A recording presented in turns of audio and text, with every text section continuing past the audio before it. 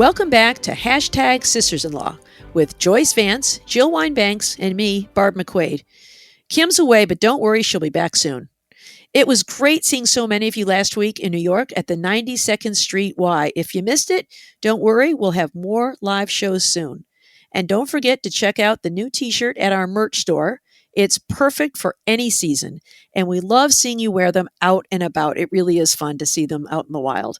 Just go to politicon.com/merch. Now let's get on to the show, where this week we will be discussing the immunity brief in the January 6th case, the indictment against New York City Mayor Eric Adams, and charges against Donald Trump's would-be assassin.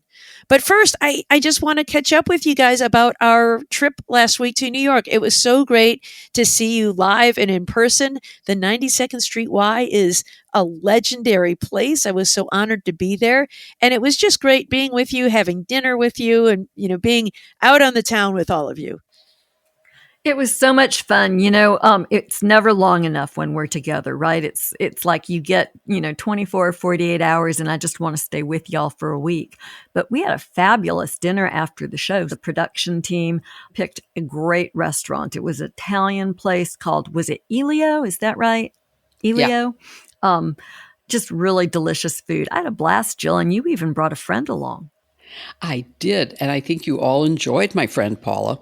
But yeah, I agree with you. Being at the 92nd Street Y is like a dream come true. It's so prestigious. I loved it. But I think for me, I also saw Suffs, the play, which I loved and was depressed by. I saw Law School Friends. That was terrific. But the best thing that happened to me was I had about 1 hour free, and I went window shopping on Madison Avenue, which is just glorious. And I'm walking along, looking in windows, and a policeman stops me and says, "Excuse me, miss." And my first reaction was, oh my God, what did I do wrong? I'm not even driving. What could I have possibly done? Sign of a guilty mind. It absolutely was. There's no question.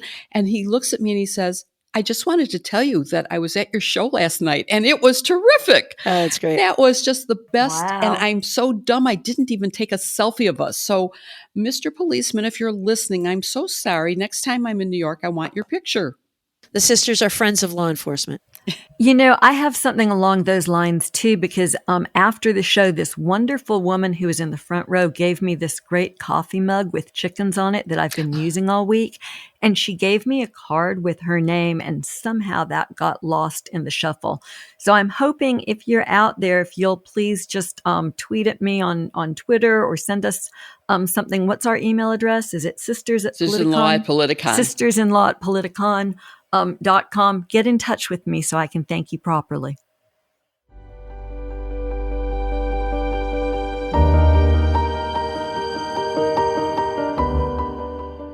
Well, guess what, guys? I just found out that I have once again been the subject of a data breach, my personal information.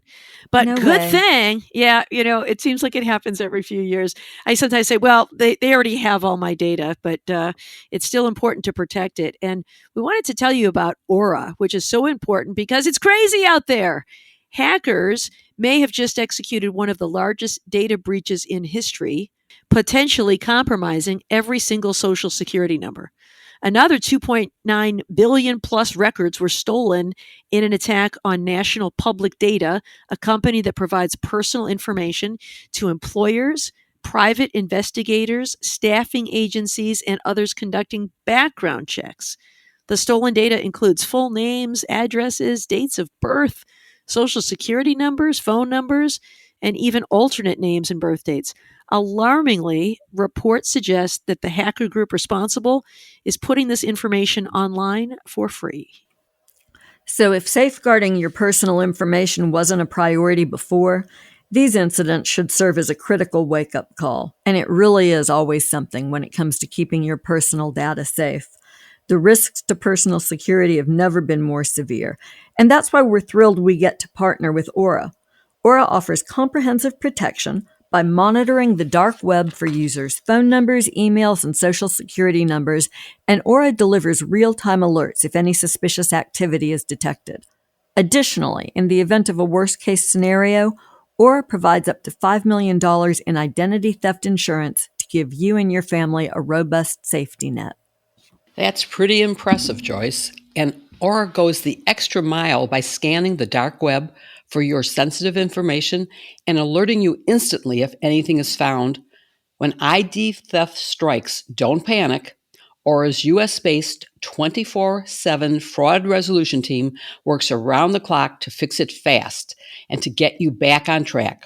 Aura truly is the complete online safety toolkit. Thanks to credit and transaction monitoring, virus protection, a VPN, a password manager, parental controls, and more. For a limited time, Aura is offering our listeners a 14-day trial, plus a check of your data to see if your personal information has already been leaked online. All for free when you visit aura.com/sisters. That's aura.com/sisters to sign up for a 14-day free trial and start protecting you and your loved ones. Again, that's aura.com/sisters. Certain terms apply, so be sure to check the site for details. You can find the link in our show notes.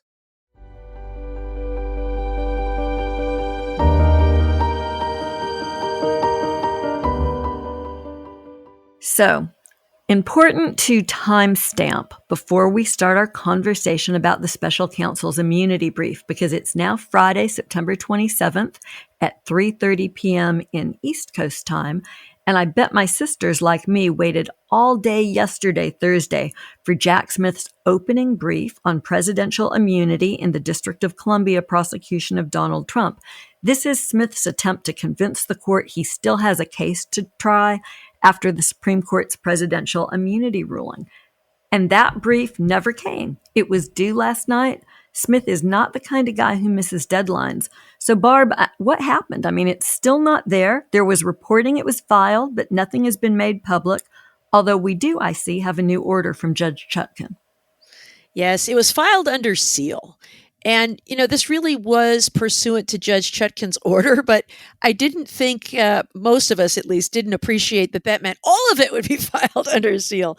She had said that to the extent his opening brief, which recall what this is all about, right? The Supreme Court had said Judge Chutkan needs to do fact-finding about each and every allegation in the indictment and any additional evidence that the prosecution plans to use following its immunity decision to make sure that it doesn't include any official acts or even evidence of official acts. And so in order to do that, she has directed the Justice Department, or Jack Smith, the special counsel, to submit a brief with his outlining his evidence. But she said anything that's sensitive should be filed under seal, at least in the first instance, so that she can review it and then decide whether it ought to be publicly released. And I suppose she's thinking about a lot of things, just about the impact of the evidence on Donald Trump's right to a fair trial. Maybe she's thinking about the impact on the election. Maybe she's thinking about witness safety. Whatever it is, she wanted to review it first.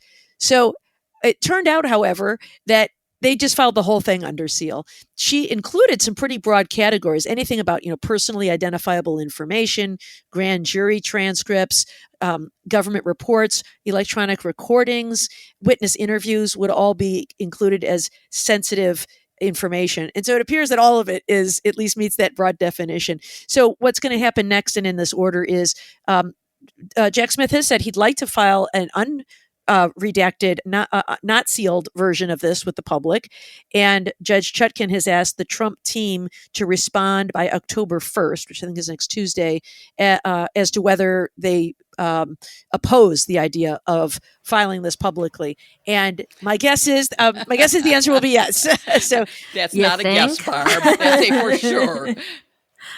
So, Jill, what do you expect we will see if we do see it at some point? I mean, how much of it do you expect will become public? Does Jack Smith have an interest in making the information public, or might he too, like Trump, want to keep some of it sealed? And do you think that they'll reach an agreement, or will the judge end up having to decide what happens here?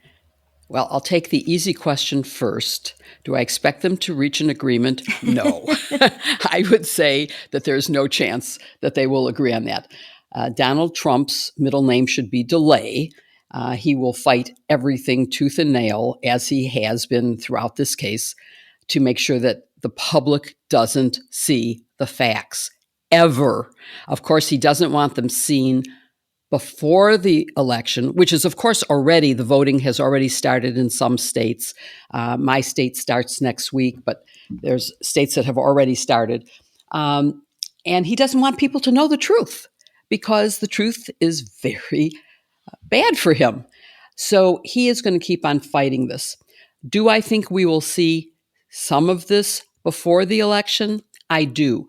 Judge Chutkan has set, first of all, a pretty strict schedule. She said that Trump only has until Tuesday to file any response to the motion that Jack Smith filed to say that he wanted to file a public redacted version where he takes out the very confidential things.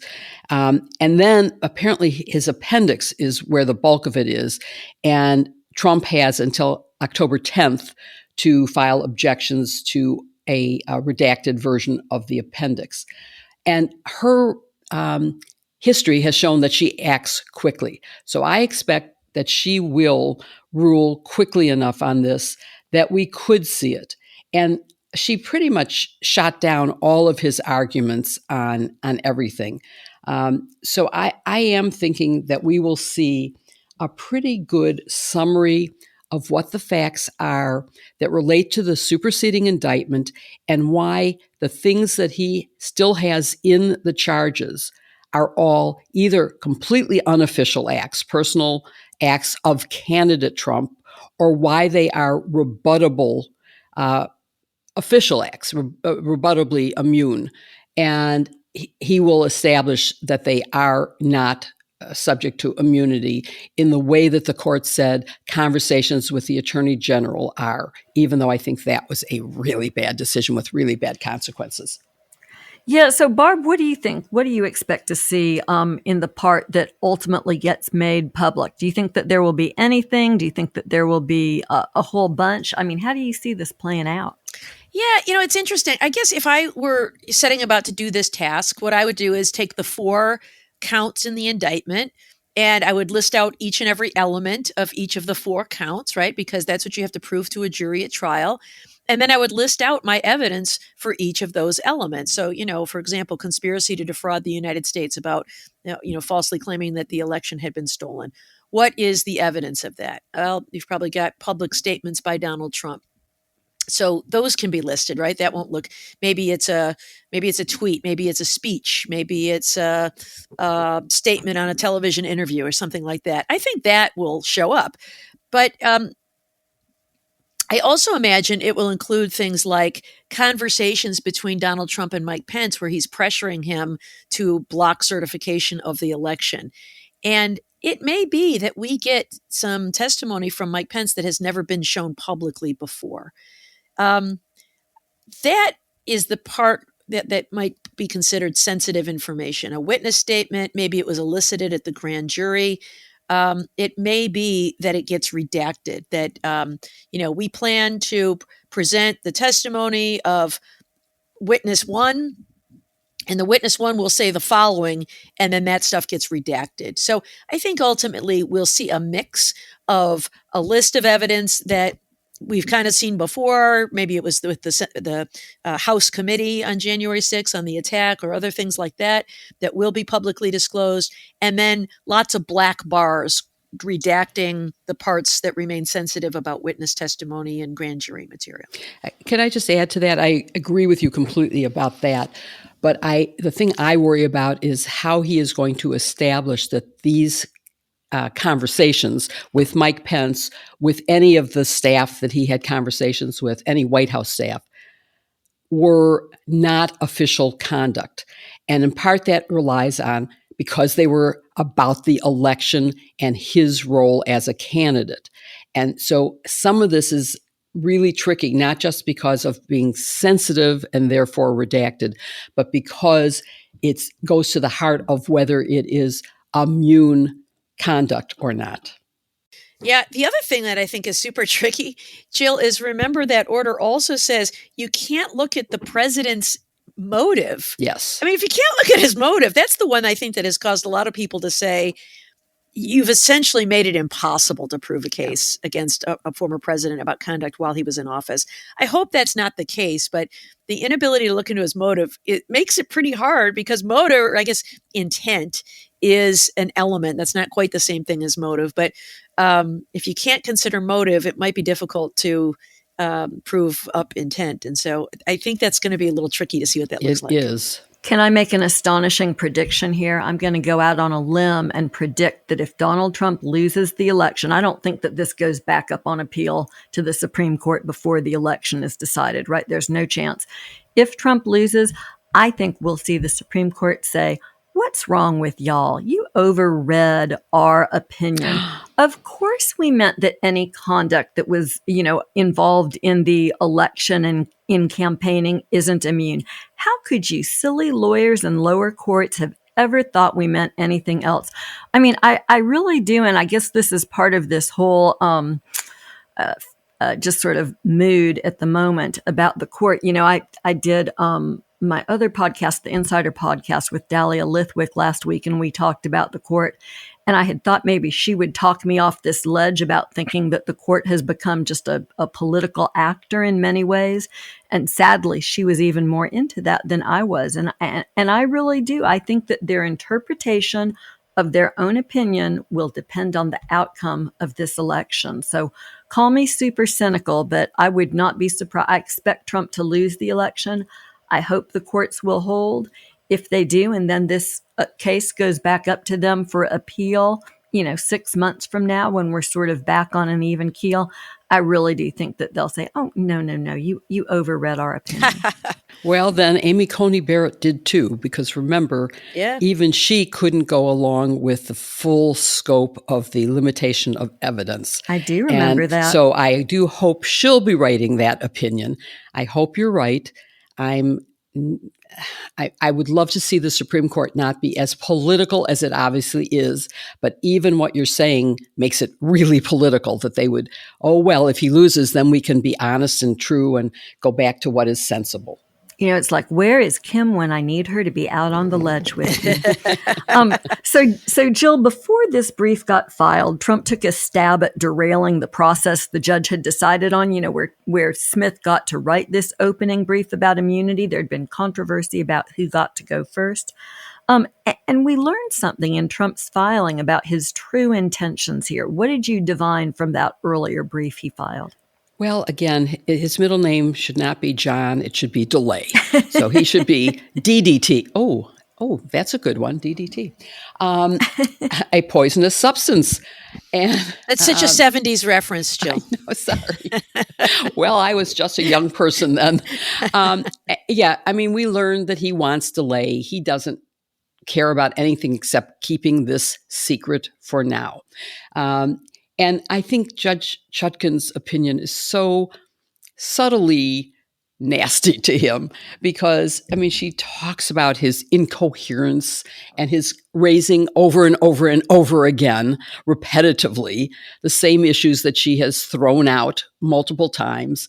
And in his answer to the motion, he basically only had one sentence that had anything to do with the overlength brief that Smith wanted to file, and the rest of it was addressing issues that were not before the court.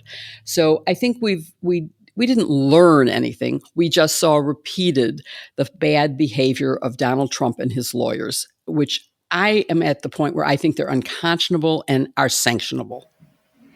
Yeah, you sensed that Judge Chutkan was really running out of patience too, right? Her language, it was never inappropriate. It was never not judicial, but she really smacked those arguments away. Even though they weren't in front of her, she actually went to the trouble of pointing out why they were wrong in every regard. So it was well done. She was very nuanced. You're right. It was, she said that the extra pages are consistent with what SCOTUS ordered us to do, which was to have this very clear, close, fact-finding hearing. She said that he was incoherent. She did say incoherent. She did say incoherent, yeah. So there were, if you picked, but it was in a nice sentence. It wasn't just, you are an incoherent mess. No, she made it as a nice, As It was nicely all as one can appropriate. say, you're incoherent. Yes, I guess so. It was all appropriate, I would say. So, Barb, this is sort of, in some ways, a question that's unrelated, but in many ways it ties up. In a different matter, we see more evidence that DOJ is really focused on preventing foreign actors from trying to influence U.S. campaigns, right? That's the theme that exists in the Eric Adams prosecution. There are now new criminal charges in the alleged Iranian hack of the Trump campaign emails. It's hard for me to see all of this and not think about 2016 and Russia. Is DOJ trying to send a message here? I don't know if it's trying to send a message, but I will say that they are becoming much more aggressive in filing criminal charges against foreign actors who are attempting to interfere in our election.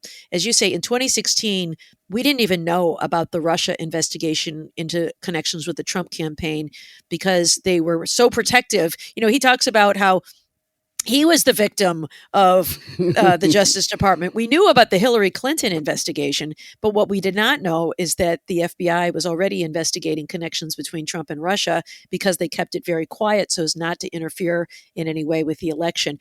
I think what we're seeing now is a much more aggressive approach where the Justice Department is filing charges. We've seen charges against Russia in recent weeks. And now this week, as you mentioned, Joyce, this case against Iran, who is charged with hacking into computers to steal emails, including debate prep information from the Trump campaign and J.D. Vance vetting profiles.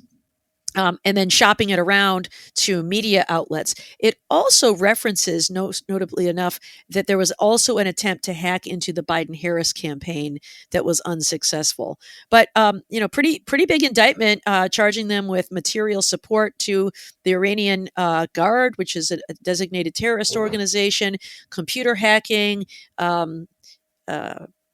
identity fraud, a number of serious charges. The other thing that I think is significant about this is it really helps, I think, to refute the idea that the Justice Department is being weaponized against Donald Trump. Yeah. This is a case that is protecting his interests. A hack against him and charging those people who committed that hack.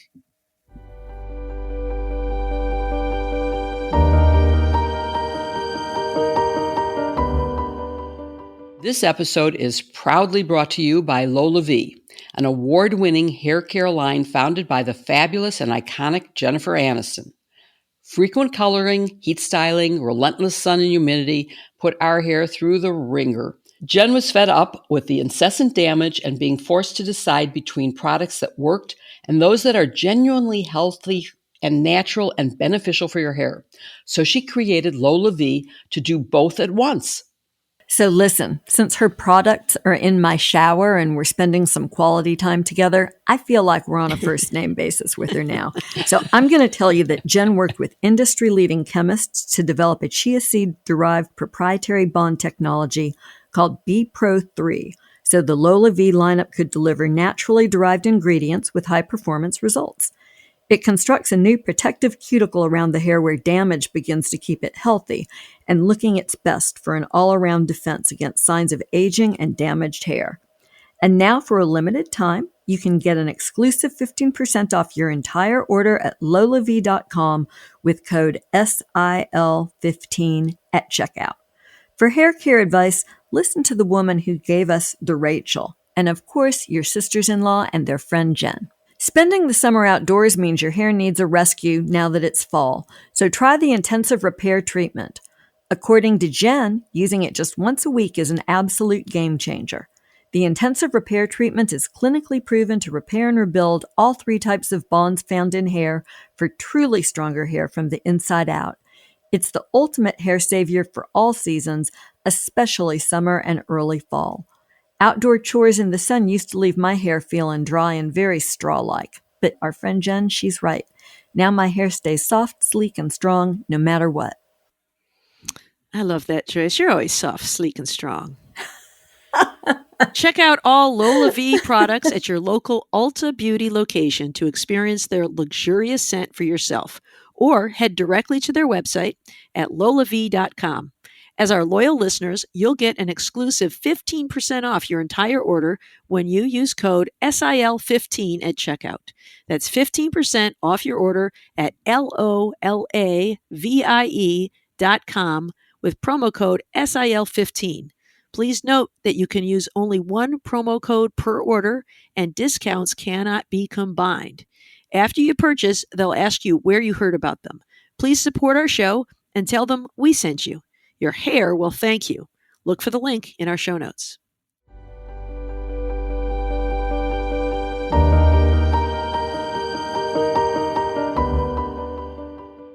As a proud Chicagoan who wants Chicago to win every title, there are two this week I'm happy to cede to other cities. One is that no Chicago mayor has ever been indicted. Suburban mayors, yes, governors galore. But the honor of having the first big city mayor to be indicted goes to New York this week. So we're going to talk about the indictment of Mayor Eric Adams, who's facing some pretty tough charges. But first, I have a question for you, Barb, which is about another city title.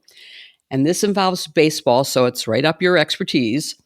The Chicago White Sox are likely to win the record for the most losing games in a season. Yes. They're wearing bags over their head in the bleachers, but they had a surprise sweep against Los Angeles this week and are now facing your beloved Detroit team for 3 games in Detroit. So will the White Sox clinch the title for the worst win-loss record ever in your city?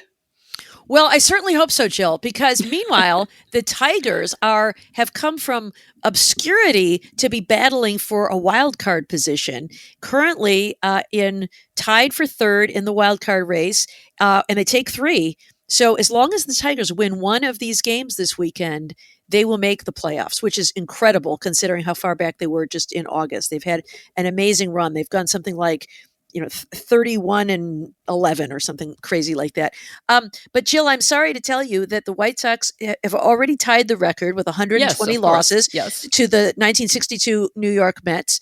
And one more loss would give them the record. Right. So I say, let's go for the best. Let your team have the title of most losses in a single season and let the Tigers make the playoffs and everybody will go home happy.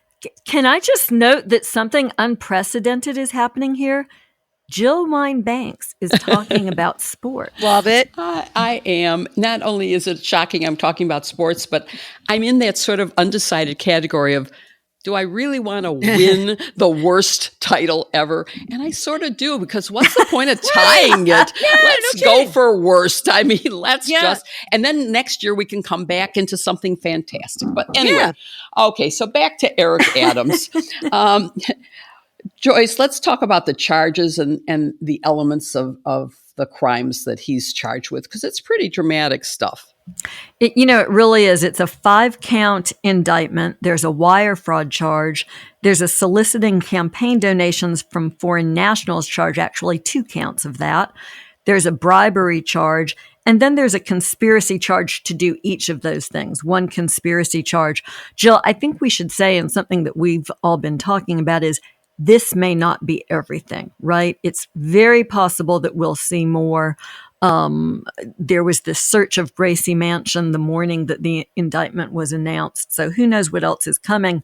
But these charges fit together as a sort of cohesive package, because what's happening here is this scheme involving Turkey where the Adams people are using straw donors to give them illegal campaign donations, and they're getting public matching funds in very large amounts of money. That means stealing from the people of the city of New York who fund that.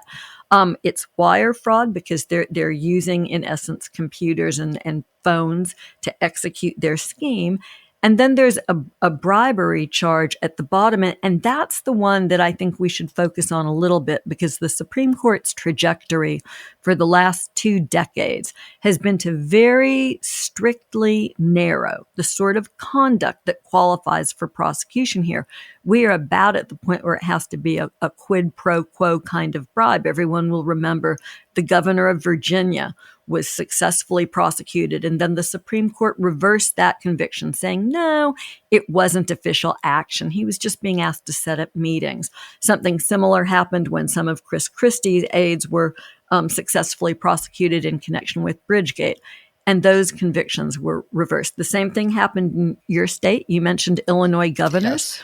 Yeah. Rod Blagojevich, there was this notion that it was okay for Blagojevich to offer to trade his ability to appoint someone to Barack Obama's newly vacant Illinois Senate seat in exchange for some sort of a promise of a government job. That wasn't seen as misconduct or public corruption. It was seen as the sort of log rolling that goes on in politics. So we've watched the Supreme Court narrow it. That tells me that prosecutors in the Southern District of New York, who are really very good at this. I mean, I assume that this indictment was very carefully fly-specced by some very experienced people. They believe that they can prove that Adams took bribes and in exchange for those bribes committed official acts. So it will be very narrow, right? It has to be bribes, not gratuities. Yeah, and it has to be something that is given before the official conduct happens, because if it's after, it is a gratuity under the court rulings. So, Barb, do you want to comment more about some of the evidence and why you think that even the bribery charge might have enough support to be prosecutable and sustainable on appeal? Yeah, I'll speak to that first, the legal issue. And as Joyce says quite correctly, there has to be a quid pro quo of an official act. And we have seen these cases fall apart, like the McDonald case, the Virginia governor who, held events favorable to somebody who was paying him. And we saw Bridgegate where they shut down lanes, was not enough in a corruption case. I think this one, though, I would make the argument that it is sufficient here, because one of the things that was the quid pro quo in exchange for all of this lavish travel was directing the fire department to issue a certificate of occupancy for a high-rise building. I think that's an official act. That is not just promoting something. That is a decision. It's either a yes or a no. The building gets certified as safe or not. And even though it was unsafe, the mayor pressured them, and they were concerned they would lose their jobs if they did not comply, and they did. So I think that allegation is going to be sufficient for bribery. But I've been wrong before about the Supreme Court, and Joyce is absolutely right that they have definitely cut away at the way that public corruption cases can be charged. But back to the evidence, this is I think it's a 57-page indictment. And if you read it, there's a lot, reading the tea leaves here, there are a lot of direct quotes of things that were said, which says to me that they have text messages and email messages, because you don't otherwise directly quote things like that. So direct quotes, that's impressive. It sounds like they have bank records and travel records to corroborate this travel and the receipt of funds. We know there was a search executed at 2 of his fundraisers, his chief fundraiser and somebody who is a big donor. Search warrants were done there. And so presumably they've got campaign contribution records. And there's also a lot of references to other individuals who are helping him. Like there's reference to the Adams staffer, and there's the Adams liaison. There is the promoter.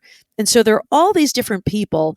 And in light of the way they're described, I have to believe that at least some of those people are cooperating. Like there's one exchange that's amazing about obstructing the investigation, where they say that an Adams staffer was being questioned by the FBI. She excused herself to use the bathroom, and while she was gone, she deleted all the encrypted messaging apps from her phone that she had used to communicate with Adams.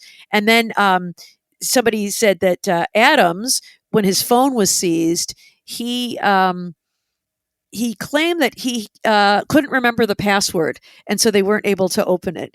The stuff about the staffer strikes me as the kind of thing that they could know only if the staffer themselves were talking, I think. So it seems to me that they've got evidence in the form of witnesses. I heard Damian Williams, the U.S. Attorney in Manhattan yesterday during his press conference, also say, we plan to hold everyone accountable in this case who's violated the law. And if you haven't talked with us yet, you should turn yourself in before it's too late. So there, again, agreeing with Joyce, where there's been reports of other avenues of investigation in this case, including the schools. The commissioner has said he's going to resign. The police commissioner recently resigned. There is something involving a health commissioner. So there are potentially other schemes here that have not yet been charged. And so something tells me they are continuing to investigate those other strains of potential crimes here. And as Joyce said, we may see more before we're done here. Well, Barb, did you notice that when he was doing the press conference, Damian Williams at the end did something very unusual? Maybe I'm overreading this, but he said words to the effect that there would be more coming. And I have often said in a press conference, investigation is ongoing. But he was much more definitive about it, which made me think the one thing he would be certain was about to happen was that either they would be superseding the indictment to add additional defendants, or they would be taking guilty pleas from defendants who are going to cooperate with them. And that's, I suspect, what we'll see next. Mm-hmm. I think we're unanimous on that there is going to be more. My favorite piece of evidence, though, was the texting about, well, how much should we charge for this ticket? And the person issuing it said $1. And the person on the staff said, well, that's ridiculous. No one would believe that. You have to charge more than that. And so they ended up agreeing that he would putatively pay $1,000 for like a $15,000 flight. Yeah. And I just think that it was so, the evidence there is so clearly laid out and so blatant that more is going to come. But, this raises a really serious issue. He is the sitting mayor. He's obviously going to have to spend some time defending himself. And there has been a lot of talk about whether he should resign, a lot of pressure at his own press conference. There were people in the audience yelling, resign, resign, resign, or whether he can and should be removed either by Governor Hochul, who has the power to do that, or this special review committee that can do that. And then there's this interesting thing about who then becomes the acting mayor. So, Joyce, you want to talk about that? Well, I think it's really an interesting sort of an issue. Kathy Hochul, who is a Democrat, her husband is a former United States attorney, one of Barb's and my colleagues, and she herself is a lawyer. So I assume she has a pretty sophisticated understanding of how this works. It's a lengthy process that's never been used before, but she technically does have the ability to remove the mayor. And, she suggested that he should take very seriously his situation and think about it over the next couple of days. It almost sounded as though she was suggesting that she might pursue this process. Of course, that would mean that New York City would be in the hands, at least temporarily, of the current advocate who's quite liberal. He's described himself as a democratic socialist. So whether Hochul, who is a moderate, will want to do that, I think is up in the air. I'm very interested to see how this shakes out. Barb, anything to add? Yeah, it's very interesting. When someone is simply accused of a crime, that is not a conviction, they are presumed innocent. And so in some ways, I feel like the people of New York who elected him to this position ought to have their votes fulfilled by his service. On the other hand, these are very serious allegations that are going to occupy a lot of his time. In some ways, if they are going to get the benefit of a mayor of a big city, don't they need his full attention? And I just don't see that they're going to get that from Eric Adams in the next 6 to 9 months before this case goes to trial. And looking at this indictment and knowing what I do about how indictments are obtained in the federal system, the evidence appears very, very strong. And so, this is not just a wild, frivolous allegation against somebody. This is an indictment that's been returned by a grand jury. And so I think that if I were an advisor to Governor Hochul, I would tell her that her duty tells her that the people of New York deserve better and he should be removed. There's just one other thing. We've already mentioned that the Department of Justice has been accused of weaponization by the Trump administration and by the Republicans in Congress who have had weaponization subcommittees of the judiciary, now known as the Lawfare Subcommittee. But here's another case of DOJ bringing charges against a Democrat. They have brought many cases against Democrats. And so doesn't that sort of put an end to this discussion of, Menendez, the senator, was indicted. The representative from Texas, Cuellar, was indicted. California's Cox, Mayor Gillum from Florida, this most powerful Democrat in Illinois, Michael Madigan, was indicted. So there are a lot of Democrats indicted, and there are charges that Trump took money from Egypt when we're talking about foreign things, and nothing's happened about that. So does that put an end to this weaponization nonsense? Well, yes, absolutely. Jill, where have you been? Does. Oh, yes. I mean, you saw Donald Trump's response, right? He jumped right back in and said, these are bad people who are going after Mayor Adams. It's like, I wonder if we're going to see Adams, who, interestingly enough, by the way, is an elector for the state of New York. Will we see him and Donald Trump cozy up to each other as people who are subject to this horrible lawfare by the Justice Department? It sort of boggles the mind, right? Yeah, I think you are confusing logic with statements, Jill. That does make a lot of sense. In Trump world, I can imagine someone saying, well, that's just to throw you off track. That's what they want you to think. They don't care about those people. They're willing to charge those people, but they're weaponizing against me. No, I mean, those of us who've worked in the Justice Department, the three of us, know that to be able to indict somebody is such a big deal. You need approval throughout the chain of command at the Justice Department. It has to go through a grand jury of real U.S. citizens who review all of the evidence and decide whether there's probable cause to believe a crime has been committed. Then the case goes to court. Defense attorneys get a chance to file motions to dismiss for selective or vindictive prosecution.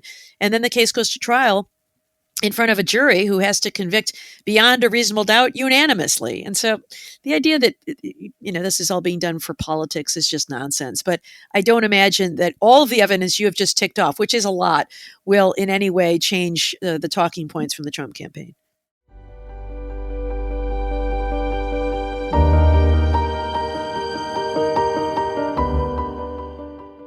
With HelloFresh, get farm-fresh, pre-proportioned ingredients and seasonal recipes delivered right to your door. There are no trips to the grocery store, no wasted ingredients, and no menu planning or grocery lists. You can count on HelloFresh to make home cooking easy, fun, and affordable. In fact, that's why they're America's #1 meal kit. With HelloFresh, you get everything you need to make delicious meals, and it comes right to your door, pre-portioned and fresh. The step-by-step recipe cards that are included make cooking so simple. It's a game changer. You'll forget those unhealthy takeout places in no time, thanks to an ever-changing menu of 50 recipes to choose from every week. Plus, you can easily customize your meals with protein or veggie swaps, which I do all the time. And don't forget to check out the HelloFresh Market for more delicious add-on items to jazz up your weekly deliveries. There's something for everyone. I often add soup or garlic bread or chili. Makes for a nice little side meal or a complement to your main meal. I love their add-ons. I love their salads. I love their chicken wings. And that is a whole extra meal all by itself. I really do love HelloFresh. And you'll love it too. And you'll love that HelloFresh works with your schedule. Their plans are flexible, and you can change your meal preferences, update your delivery day, and change your address with a few taps on the HelloFresh app. Imagine how great it will be getting fresh, seasonal produce that goes straight from the farm to your kitchen. Just don't forget the desserts. Right now, they have a great deal. For free breakfast for life, go to HelloFresh.com/free sisters. That's one free breakfast item per box while your subscription is active. Again, that's free breakfast for life just by going to HelloFresh.com/free sisters. You can also look for the link to HelloFresh, America's #1 meal kit, in our show notes.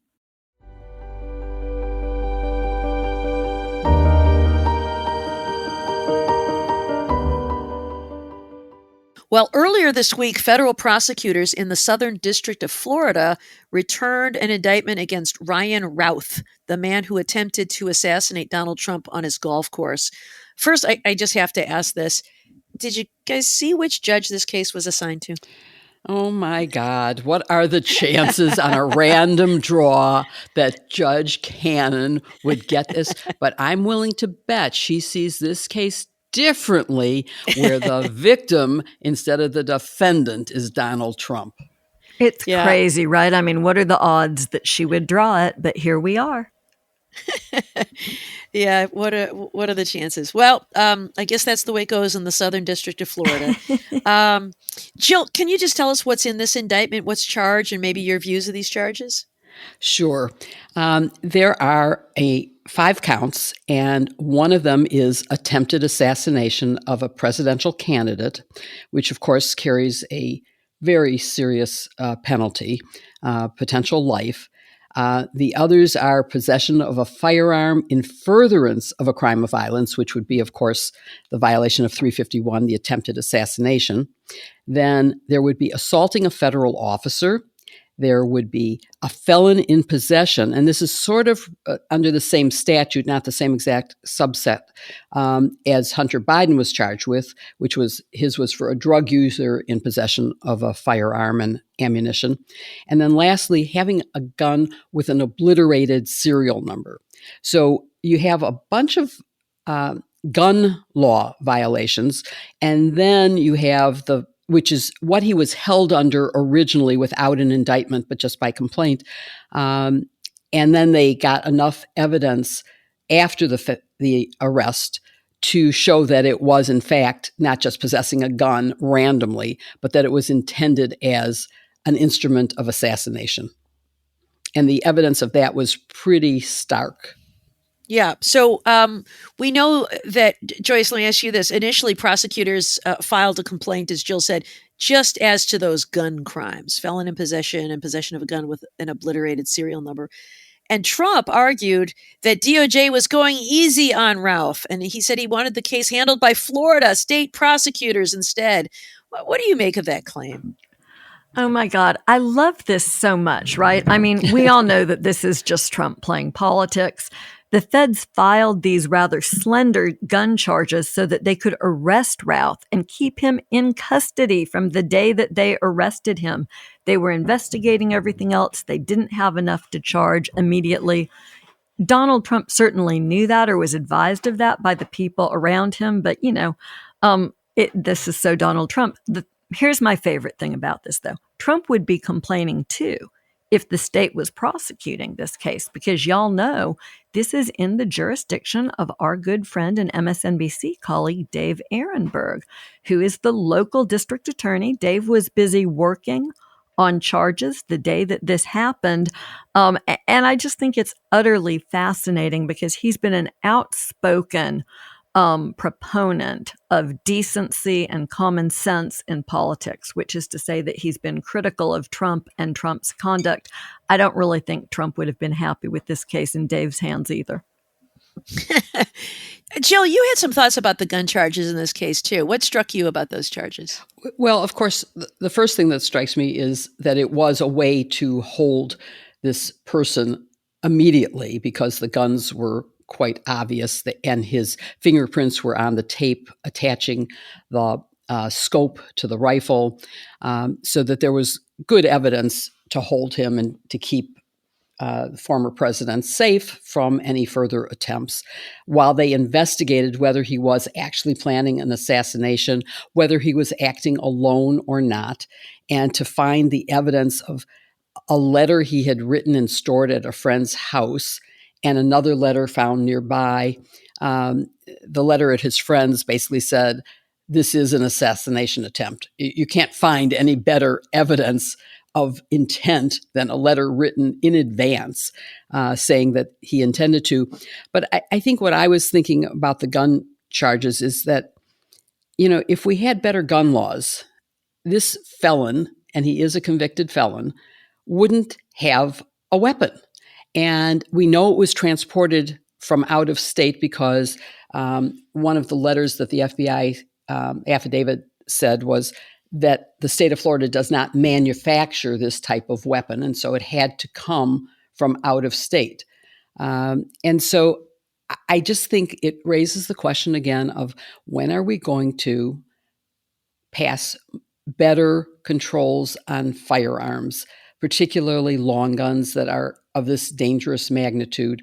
And you might think that Republicans looking at the potential killing of their candidate for president might start thinking that there should be some sensible gun safety rules, and we don't have those, and so that disturbs me. But I'm glad that at least there were such laws that he could be held initially to keep the rest of the public safe. Yeah. Joyce, this idea about Florida charging this case, if Florida state authorities wanted to, could they file charges in this case? And even if they could, would that be wise? Yeah, I mean, they could, right? We've been involved in situations where there have been two sets of charges, and essentially you do it for insurance, just so that if something goes wrong in the federal case, the state has filed charges in plenty of time. And often what they'll do is there will be an agreement that the federal case will go forward first. The state case will stay on pause while that happens. So, I guess I'm sort of agnostic on that here. I don't think it's necessary because I think the federal charges are particularly strong. They seem to be in front of a judge who will be highly motivated to move the case forward and see that justice is done in this particular situation. And so I just don't know as a practical matter that we'll see charges. I did actually get to talk to Dave as all of this was happening, and he told me he had had a conversation with the feds, and he was comfortable that they had better statutes and a better path forward than he did. And that's often the case because a federal prosecution, because of the Speedy Trial Act, can move a lot more quickly, can have a heavier sentence, and also in state courts, defendants often serve much less of their sentence than they do in the federal system when defendants essentially serve all of the sentence. They might get about a week, a year off for good time, but that's about the extent of it. Often in the state, they serve just a small fraction of the sentence and the remainder is suspended. So I think everybody involved clearly felt like federal court was the place to be. Yeah. And, when I was a federal prosecutor in my district, what we would do when there was a situation where there was overlapping jurisdiction and either the feds or the state could charge the case, we'd get on the phone. We'd call and say, hey, we're looking at this case. Are you looking at it? What makes more sense? Should we stand down? Should we go forward? What is the potential penalty? Sometimes the state wanted to do it because it was grouped with, some co-defendants they wanted to charge. There are all kinds of different factors, and it makes sense to coordinate that effort. And, based on the statements, it sounds like the local prosecutor you're describing was on board to be cooperative. But, the way Trump was talking about it and Governor DeSantis was talking about it is, the feds want to just give them a slap on the wrist. Let us take it. You can imagine them just stepping all over the case and creating discovery and interview records and all kinds of things that could actually trip up the federal prosecution if they're both doing it at the same time and stepping on each other. So cooperation really is the key to effective law enforcement, and the citizens deserve nothing less.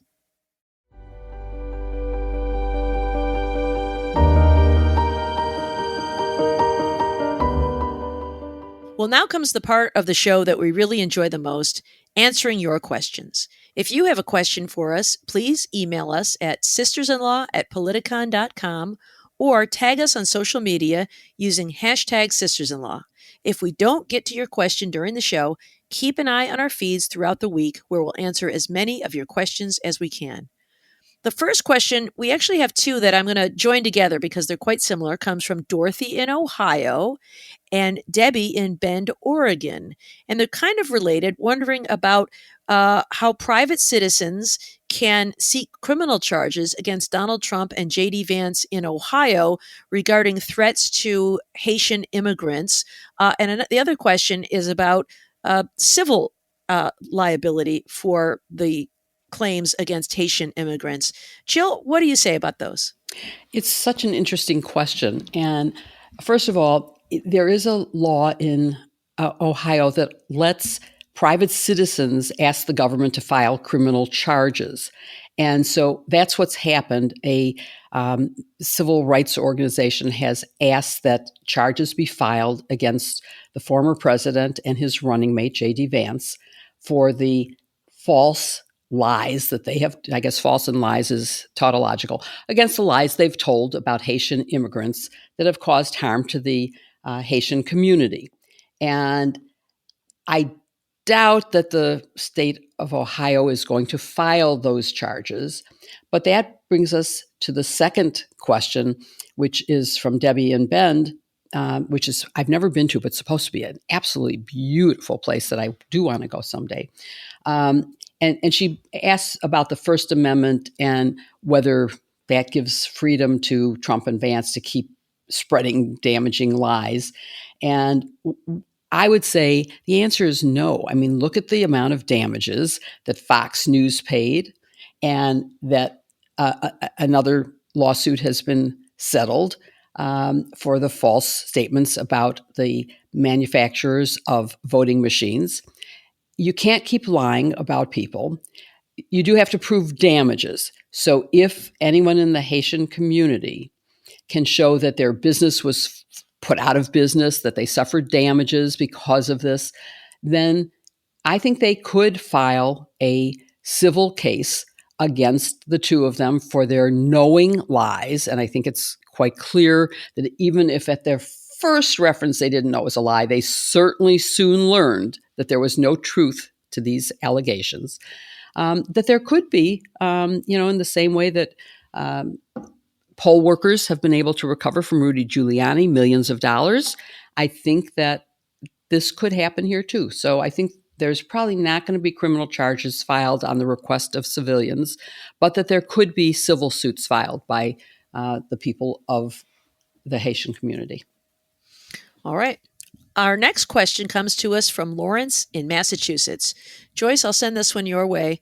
Will the new doctrine of presidential immunity have any impact on congressional investigations like impeachments? This is really a great question. I think it's fascinating, and I've thought a lot about what the impact of the Supreme Court's immunity decision on future impeachment proceedings will look like. I mean, I suspect that the initial concern is that, say, a future President Trump would try to argue that he's immune from impeachment too. And of course, I wouldn't put that past him.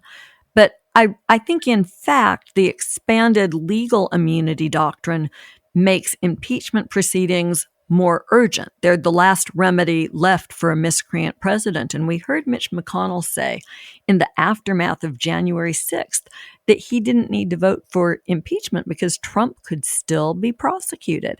And now that that is largely off the table, there is clearly presidential conduct that is not subject to prosecution. That really erodes the justification for not impeaching. So maybe the cowards of the world, like Mitch McConnell, will always find a way out. But I think it's made it that much more difficult for him because the founding fathers created impeachment as the check on the power of the presidency. And it's really the last one standing.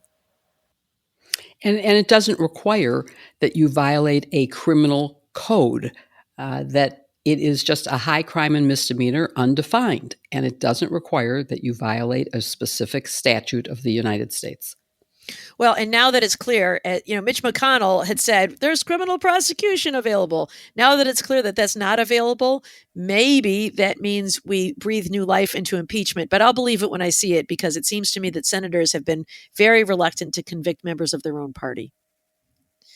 Our last question comes to us from Christine, and she asks, have any of you read Ketanji Brown's autobiography? And if so, what did you think of it? Yes, I have. Although I did not read it, I listened to it. And I highly recommend listening to it because it's read by the author and it's absolutely amazing. It's just lovely. One of the things I really like about it is she is an unabashed striver. She talks about striving for personal achievement and for family legacy and for racial legacy, that, her ancestors would be so thrilled to see that all of the work they have undertaken for centuries have led to a seat at the table for an African American woman on the Supreme Court.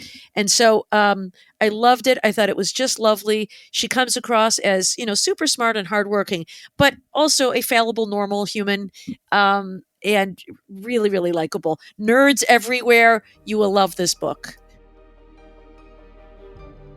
Thank you for listening to #Sisters-in-Law with Jill Wine-Banks, Joyce Vance, and me, Barb McQuade. Follow #Sisters-in-Law on Apple Podcasts or wherever you listen, and please give us a 5-star review. It really helps others find the show. And please show some love to this week's sponsors, Aura, LolaVie, and HelloFresh. Their links are in the show notes. Please support them because they make this podcast possible. See you next week with another episode. #Sisters-in-Law. First of all, what does being put through the ringer mean? Does anybody even know what a ringer is? Yeah, like a clothes ringer. I know, fashion clothes ringer. That was like when I was a kid. You weren't even alive when there was a we ringer. know the phrase. I say that all the time. Yeah, Do you really? the phrase. Okay, Yeah. all right. I'll tell you a funny story about it. My sister actually tried putting her hair through the ringer and literally got caught with her scalp against the ringer and couldn't go any further. And I don't remember how my father saved her and unwound her hair from the ringer, but okay. Was it really your sister, Jill, or is that like asking for a friend? No, that was really, it was true. My sister also put a bobby pin, if you know what a bobby pin is, Sure. into an electric outlet and almost electrocuted herself. Oh, you're not supposed to do that. She did all sorts of That's silly funny. things. Anyway. Kids, please don't try this at home.